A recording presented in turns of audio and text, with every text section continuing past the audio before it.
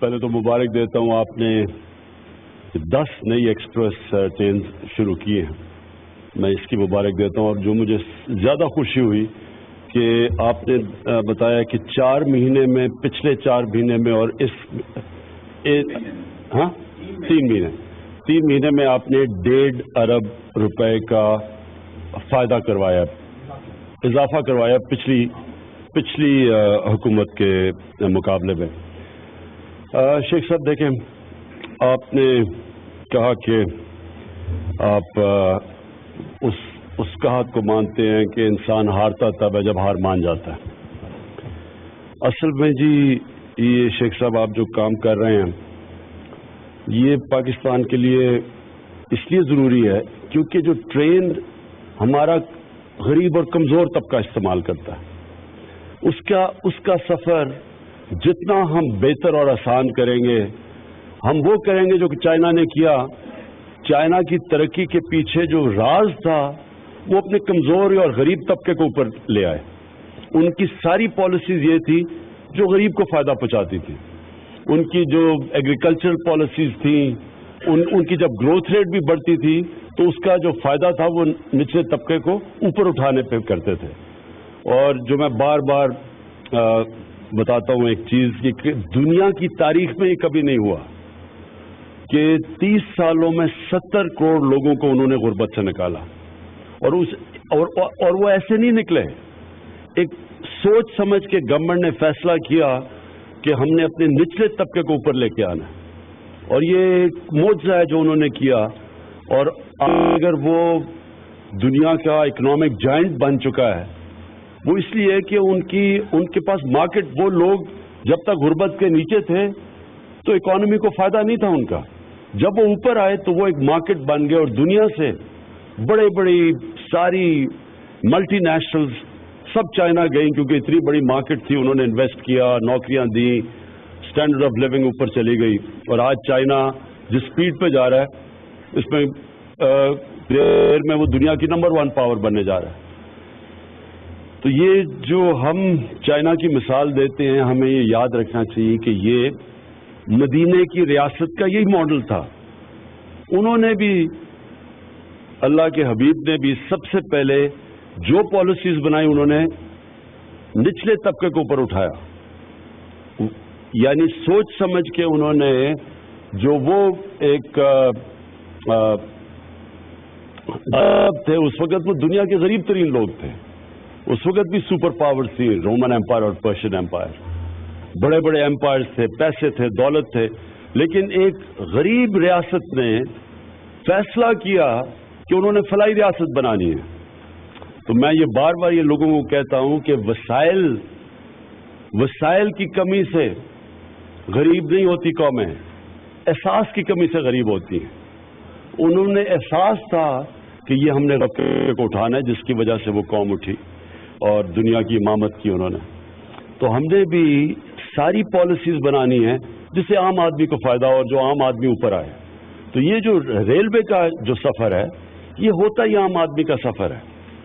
اور بدقسمتی ہمارے ملک کی دیکھیں کہ ہم نے جب سے آزادی ہوئی ہے، بجائے میرے خیال میں مجھے تو نہیں یاد کہ کوئی نئے ریلوے ٹریکس پڑے. مجھے تو یہ بھی نہیں یاد کہ کبھی کسی نے، جس طرح شرشید بار بار ML1 کی بات کرتے پھرتے ہیں، کبھی ہم نے کسی کو نہیں سنا کہ جی ہمیں اپنے ریلوے ٹریکس پہ بھی انویسٹمنٹ چاہیے. کبھی ہم نے یہ نہیں سنا. یہ پہلی دفعہ شیخ رشید نے زور لگا کے کہا کہ، اور میں چائنا بھی ان کو لے کے گیا، اور پھر میں وہ میٹنگز میں تھا جدھر انہوں نے بار بار بتایا کہ ہمارے اگر یہ ML1 بن گئی تو اس سے کیا فائدہ ہوگا پاکستان کو. یعنی ہمارا سفر کراچی سے لے کے پشاور تک اس کتنا کم ہو جائے گا، کتنا فرق پڑے گا شیخ صاحب؟ 8 گھنٹے میں کراچی لاہور.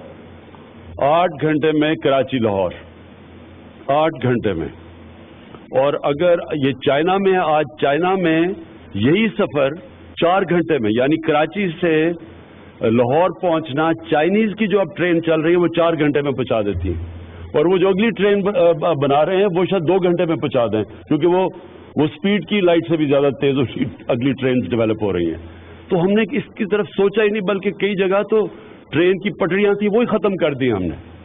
تو یہ پہلی دفعہ ایک پوری ایک سوچ سمجھ کے اور میں داد دوں گا منسٹر کو شیخ رشید کو کہ انہوں نے بار بار ہمیں کہا کہ چائنا جب جا رہے ہیں تو مجھے بھی لے کے جاؤ، اور پھر ہر میٹنگ میں انہوں نے اسٹریس کیا چائنیز لیڈرشپ کے سامنے کہ ہمیں ضرورت ہے اس کی ML1 کی۔ اور جو آپ نے شروع میں اپنی بات کی وہ بالکل ٹھیک ہے۔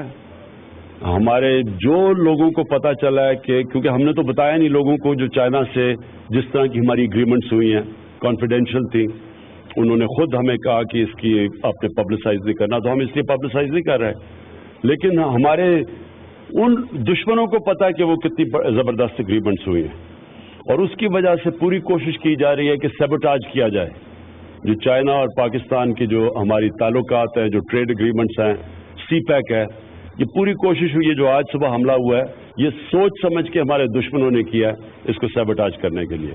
اور انشاءاللہ آج تو میں خراج تحسین پیش کرتا ہوں جس طرح ہمارے سیکورٹی فورسز نے ان کو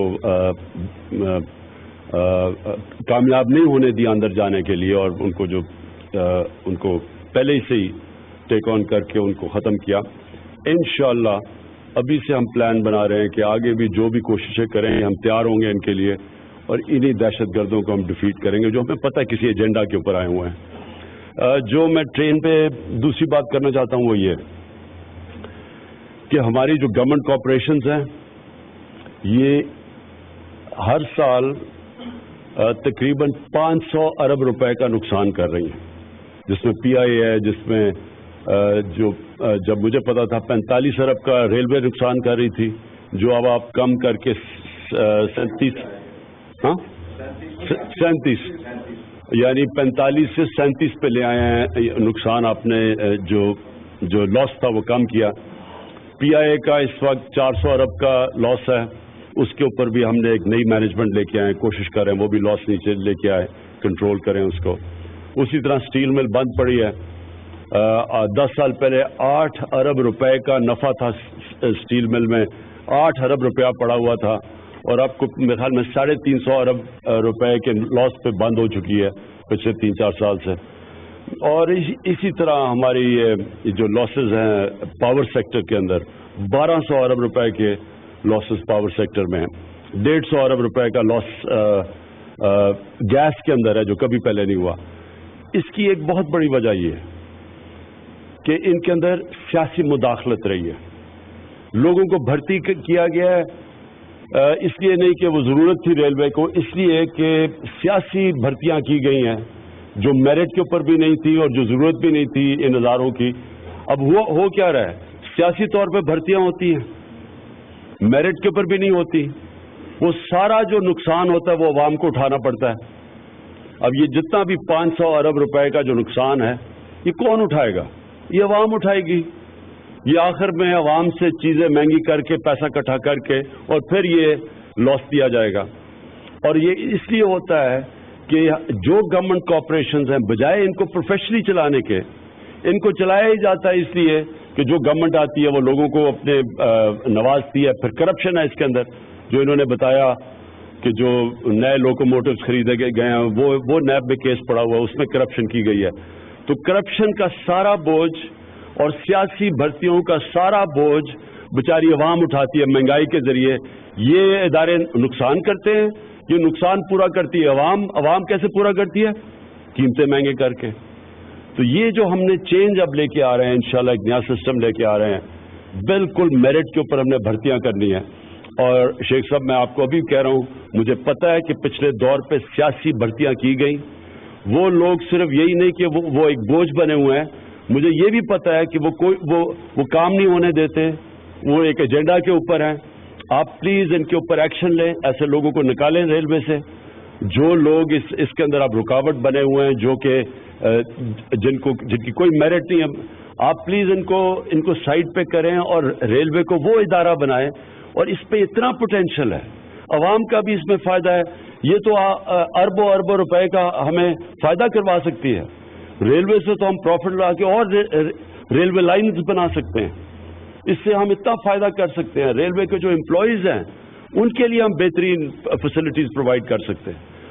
تو ایک تو یہ آپ نے پلیز اپنے ادارے کے اوپر دیکھیں کہ یہ جو کس طرح کے لوگوں کی بھرتیاں کی گئی ہیں، کون میرٹ پہ ہے کون سے نہیں ہے.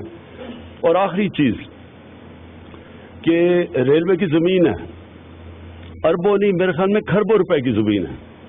اسی طرح باقی بھی پاکستان میں زمینیں پڑی ہوئی ہیں سرکار کی. ایک پلاٹ سر کراچی میں 10 سے 20 ارب کراچی کا ریلوے کے کئی پلاٹ 10 سے 20 ارب روپے کے اور قبضے ہوئے ہیں پلاٹس کے اوپر. یہ صرف آپ کی پراپرٹیز نہیں ہیں، یہ اور بھی سرکاری اداروں کی پراپرٹیز کے اوپر قبضے ہوئے ہیں. میں نے آہستہ آہستہ جو پریزنٹیشنز لی ہیں ایویکیو ٹرسٹ میں جب میں نے دیکھا تو وہاں اربوں روپے کی زمین پڑی ہوئی اور اتنی پہ قبضے ہوئے ہیں. پھر ایک اور ہے وہ اینمی پراپرٹی، اس کے اوپر قبضے ہوئے ہیں، وہ اربوں کی زمین ہے. تو ہم نے ایک طرف ملک ہر روز ہمارا جو ہم قرضوں کے اوپر قسطیں دے رہے ہیں، قرضوں پہ ہر روز جو ہمارے یہ قوم قرضوں پہ قسطیں دے رہی ہے، قرضے واپس نہیں ہو رہے، ان کے اوپر سود دے رہی ہے، قسطیں دے رہی ہیں، وہ 6 ارب روپیہ ہر روز کا ہے. تو ایک طرف ہم اتنا زیادہ پیسہ خرچ کر رہے ہیں قرضوں کے اوپر، دوسری طرف ہمارے پاس یہ ساری زمین پڑی ہوئی ہے جس کا کوئی فائدہ ہی نہیں ہے، جس کے اوپر قبضے ہو رہے ہیں، اس کے اوپر بڑے بڑے طاقتور مافیاز نے قبضے کیے ہوئے ہیں. تو ایک طرف وہ قبضوں میں اس کا کوئی فائدہ نہیں ہے، دوسری طرف ہمیں ہر روز کا 6 ارب روپیہ قرضوں کی قسطیں ادا کرنے پہ لگ رہا ہے. اس لیے ہم نے اب پوری پالیسی بنا رہے ہیں کہ یہ ساری زمینوں کو، جتنی بھی زمینیں ضائع ان کو ہم یوٹیلائز کریں گے، ان کو ہم کمرشلائز کریں گے، جس طرح بھی پیسے مختلف زمینوں کے مختلف استعمال کریں گے تاکہ وہ ہمارے لیے پیسہ بنے اور ہمیں قرضے نہ لینے پڑیں. ہم ان کا فائدہ اٹھا کے کئی ایسی زمینیں ہیں جو کمرشل ہم اوورسیز پاکستانیز کو دے سکتے ہیں، ان کو بیچ سکتے ہیں اور ان سے ڈالرز آ سکتے ہیں. اور ڈالر جب آئیں گے تو ہمیں پھر جو مشکل پڑی ہوئی ہے، ہم جو ہمارے پاس ڈالر کی کمی ہے، کیونکہ اتنا زیادہ ڈالر اس پچھلی حکومتوں نے اتنے زیادہ ڈالرز کے قرضے لیے ہوئے ہیں کہ ان کی قسطیں ادا کرنی پڑتی ہیں. قسطیں ادا کرنے کے بعد ہمارے پاس کم ہے ڈالر، ہم یہی اپنی زمینیں، کمرشل زمینیں اوورسیز پاکستانیز کو بیچ سکتے ہیں، اس سے ہمارے پاس ڈالرز آ سکتے ہیں. کہنے کا مقصد یہ ہے کہ یہ ہم بڑے آرام سے جو ریلوے کی زمینیں ہیں، بڑی اور زمینیں ہمارے پاس پڑی ہوئی ہیں، ان کو ہم یوٹیلائز کر سکتے ہیں یہ قرضے اپنے کم کرنے کے لیے. اور شیخ صاحب آپ کو میں اس کے اوپر بھی مجھے خوشی ہے کہ ریلوے نے پوری طرح ہماری جو کیمپین چلی ہوئی ہے ہرا صاف اور ہرا Pakistan, clean and green Pakistan, اس میں آپ پوری طرح شرکت کر رہے ہیں. کیونکہ میں نے اب دیکھ رہا تھا آپ نے کتنے 2.5 لاکھ 2.5 لاکھ درخت اگائے ہیں آپ نے، یہ بڑا اچھا ہے. اور انشاءاللہ اگلے سال ہم نے اور بھی سارے پاکستان کے اندر اپنے آپ کو یہ ملک کو صاف بھی رکھنا ہے اور بھی درخت اگانے ہیں. اور اس کا مقصد ہے یہ جو گلوبل وارمنگ ہے، جو بڑھ رہی ہے گرمی، اس میں سارے پاکستانیوں کو شرکت کرنی پڑے گی. اگر ہم نے یہ آگے اس ملک میں جو برے نقصانات آ رہے ہیں یہ گلوبل وارمنگ کے، یہ جو موسم بڑھتا جا رہے ہیں، ہمیں درخت اگانے پڑیں گے. ہم نے اپنے بچوں کو بھی لگا دینا ہے، اسکول کے سلیبس میں بھی لگا دینا ہے کہ کتنا ضروری ہے اس ملک کے اندر صاف رکھنا، اس ملک کو دریا صاف رکھنا، اپنی ہوا پولوشن وہ کم کرنے کے لیے، اور اس ملک میں درخت کتنے ضروری ہیں. یہ ہم نے سارے پاکستانیوں کو اس طرف لگانا ہے. اگر ہم یہ لگ گئے تو یہ جو برے اثرات ہیں گلوبل وارمنگ کے، یہ ہم کم کر سکتے ہیں اور اپنے آنے والی نسلوں کے لیے ایک بہتر پاکستان چھوڑ سکتے ہیں. شیخ صاحب پھر سے آپ کو مبارک، بہت بہت شکریہ.